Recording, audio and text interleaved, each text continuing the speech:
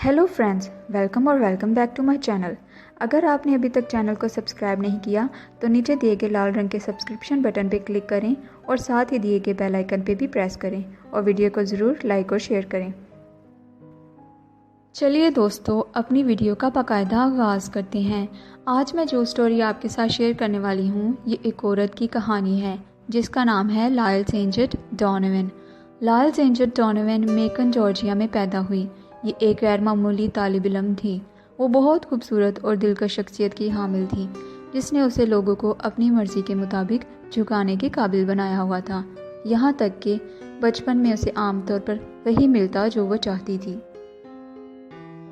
एंजेट 1925 में पैदा हुई और महज 22 साल की उम्र में 1947 में उसने जूलिया और बेन एफ लायल्स सीनियर के बेटे बेन एफ लायल्स जूनियर से शादी कर ली। उसके शोहर शहर मेकन में लायल्स रेस्टोरेंट के मालिक थे। ये कारोबार उसके मरहूम वालिद ने शुरू किया था। बेन और एंजेट की दो बेटियां भी थीं, मार्शा जो 1948 में पैदा हुई और कार्ला जो 1951 में पैदा हुई। एंजेट और बेन मिलकर रेस्टोरेंट चलाते थे और एंजेट ख़ास तौर पे ग्राहकों से निपटने में कामयाब रहती थी।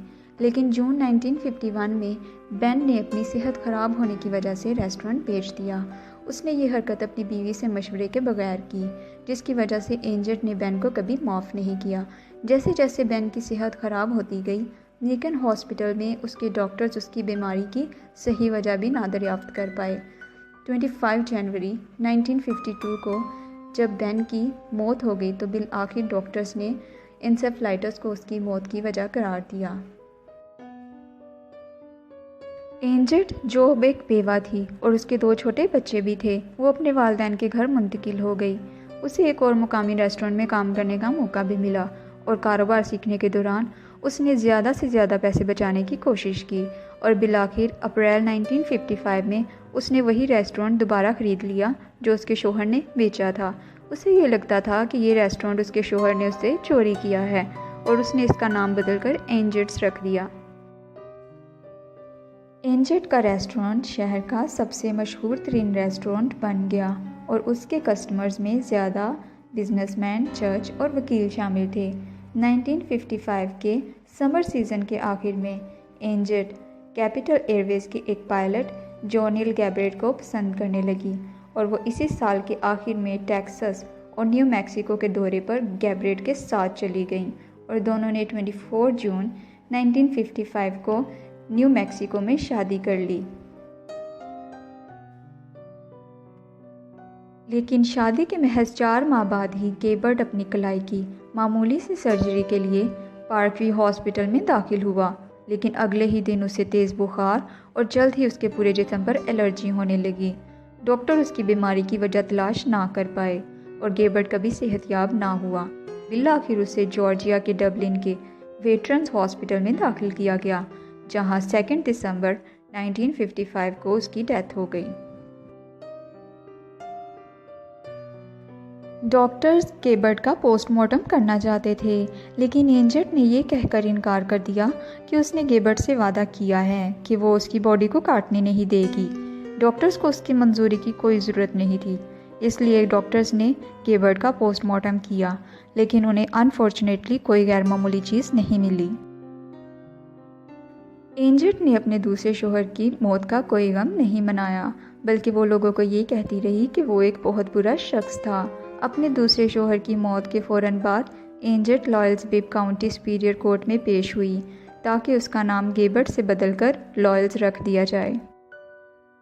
अपने दूसरे शोहर की वफ़ात के बाद एंजेट लायल्स ने अपना नया घर हासिल करने के फ़ौरन बाद उसकी पहली सास जूलिया लायल्स उसके साथ चली गई। जूलिया लायल्स अकेली थी और वो अपने पोतियों के साथ वक्त गुजारना चाहती थी। जूलिया लायल्स भी हर रोज़ का ज़्यादातर हिस्सा उस रेस्टोरेंट में गुजारती थी जो अब उनकी बहू का था। एंजेट लायल्स को जूलिया लायल्स की एक बैंक बुक मिली जिससे उसे मालूम हुआ कि उसकी सास के पास काफ़ी दौलत है। इसलिए एंजेट लायल्स ने जूलिया लायल्स को वसीयत लिखने के लिए दबाव डालना शुरू कर दिया, लेकिन जूलिया लायल्स ने ऐसा करने से इनकार कर दिया। अब अगस्त 1957 में जूलिया भी बीमार हो गई और उसके अज़ाब फूलने लगे। उसे हॉस्पिटल में दाखिल करवाया गया, जहाँ पे एंजट ने नर्सिस और डॉक्टर से ये कहा कि मुझे नहीं लगता ये ज़िंदा रहने वाली हैं। और कुछ ही दिनों बाद एंजट ने जूलिया के दस्तखतशुदा एक नोट दिखाया, जिसमें एंजट को जूलिया की आखिरी रसूमात के इंतज़ामात करने का इख्तियार दिया गया था। अब 29 सितंबर 1957 को जूलिया की भी मौत हो गई। एंजट के रेस्टोरेंट में काम करने वाले और उसके रेगुलर कस्टमर्स को एंजट के इर्द गिर्द रहने वाले 3 लोगों की मौत हो जाने के बाद उस पर शक होने लगा। मार्च 1958 में एंजट की 9 साला बेटी भी खुद को बीमार महसूस करने लगी। उसका दर्जा हरारत 106 डिग्री तक जा पहुंचा कि डॉक्टर्स ने उसे सीधा हॉस्पिटल भेज दिया, जहां हॉस्पिटल के डॉक्टर्स एंजट को तसल्ली देने लगे कि इस बीमारी का इलाज मौजूद है। वहीं एंजट उन्हें कहने लगी कि मुझे लगता है मेरी बेटी मरने वाली है। दूसरी तरफ एंजट की सास जूलिया की बहन नोरा को एक गुमनाम नोट मौसूल हुआ, जिसमें लिखा था, बराहे करम फ़ौरन आ जाएं, इसे भी दूसरों की तरह खुराक मिल रही है, प्लीज़ फ़ौरन आ जाएं। इस तरह का एक और नोट भी उसे मौसूल हुआ। ये दोनों नोट नोरा ने पुलिस के हवाले कर दिए। मार्शा की सेहत तेज़ी से ख़राब होती गई और उसे दौरे पड़ने लगे। उसे ऐसा लगता जैसे उसके जिस्म पर कीड़े रेंग रहे हैं, और ये सब देखकर एंजट हंसती। ये हॉस्पिटल नर्सिस के सामने हो रहा था। एंजट ने एक हॉस्पिटल नर्स से यहाँ तक कहा कि मेरी बेटी जल्द ही बेन और उसकी दादी के घर जाने वाली है। एंजट ने अपनी बेटी की मौत से 2 हफ्ते पहले एक ऐसे वक्त में जब डॉक्टर्स उसे बता रहे थे कि तुम्हारी बेटी ठीक हो जाएगी, एंजट ने अपनी बेटी के लिए एक ताबूत ऑर्डर कर दिया।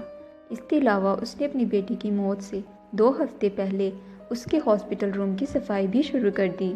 उसको मिली हुई तमाम चीज़ें पैक कर ली और फूलों को ज़ाया कर दिया और सूटकेस को हॉल में रख दिया। 4 अप्रैल 1958 में मार्शा की भी मौत हो गई। मार्शा के पोस्टमार्टम में से भी कुछ ना मिला, लेकिन नोरा को मिले हुए 2 लेटर्स की वजह से पुलिस ने ये डिसाइड किया कि मार्शा के सैंपल्स को दूसरी सिटी भेजा जाएगा, जहां एडवांस्ड इक्विपमेंट्स और केमिकल्स मौजूद होंगे। मार्शा की सेकंड पोस्टमार्टम रिपोर्ट में आर्सेनिक पाया गया।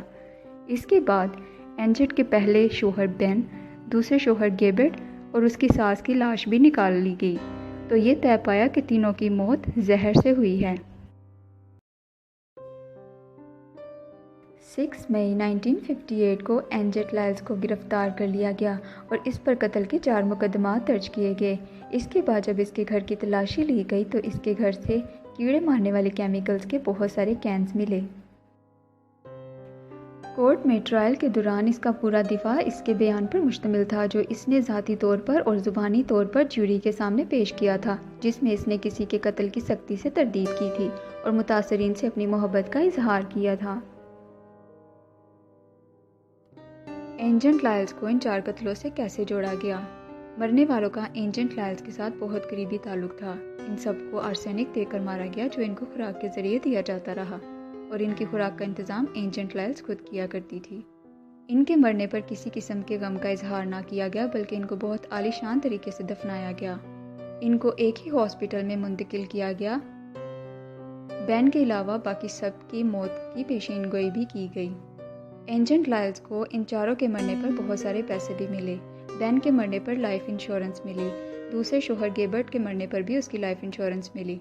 जूलिया के मरने पर उसे प्रॉपर्टी विल मिली, जो कि एंजट लाइल्स ने खुद बनाई थी। अपनी बेटी मार्शा को भी इसीलिए मारा क्योंकि उसकी भी लाइफ इंश्योरेंस थी। दोस्तों, एंजट लाइल्स को ज्यूरी ने 2.5 घंटे के बाद सजाए मौत सुना दी, मगर स्टेट को ये मंजूर न था कि वो किसी औरत को सजाए मौत दें। इसलिए उन्होंने नफ्सियाती माहिरीन की एक कमेटी तश्कील दी। इस कमेटी का काम ये था कि वो एंजट लाइल्स का मुआयना करें। कमेटी ने एंजट लाइल्स के मुआयने के बाद ये बताया कि एंजट लाइल्स स्किज़ोफ्रेनिक है, इसलिए उसकी सज़ा ख़त्म कर दी गई और उसे मेंटल हॉस्पिटल शिफ्ट कर दिया गया, जहां वो 1977 तक रही और 52 इयर्स की एज में हार्ट फेलियर से उसकी मौत हो गई। तो फ्रेंड्स, अगर आप यहाँ तक पहुँचे हैं तो आपको वीडियो इंटरेस्टिंग लगी है तो प्लीज़ वीडियो को लाइक करें, चैनल को सब्सक्राइब करें ताकि आप आने वाली इसी तरह की वीडियोज़ को देख सकें।